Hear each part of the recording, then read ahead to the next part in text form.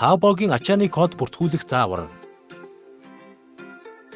Эхлээд Taobao руу орж ачааны кодоо хуулна. Профайл хуудсыг сонгоно. Тээвэрлэлт хэсэг рүү орно. Худалдан авсан бүх ачаагаа харах хэсэг рүү орно. Тээвэрлэлт шалгах товч дээр дарна.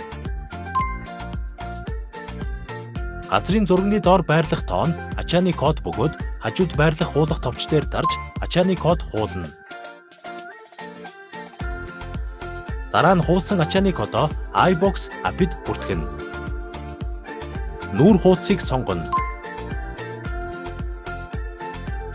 Ачаа бүртгэх цэс рүү орно. Ачааны кодоо буулгаад ачааны тэмдэглэл, ачааны үнийн мэдээллийг бөглөнө. Олон ачааны код бүртгүүлэх бол нэмэх товч дээр дараад цувруулад бөглөөрэй. Ачааны мэдээллээ бүртгэж дуусаад нэмэх товч дээр дарснаар ачаа амжилттай бүртгэгдэнэ. Бүртгэсэн ачааны мэдээллээ харахдаа ачаа цэс рүү орно.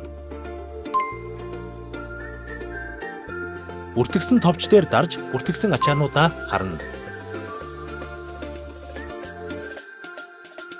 Мөн нүүр хуудасны дэлгэрэнгүй товч дээр даран бүртгэсэн ачаагаа харах боломжтой. iBox гараас гарт.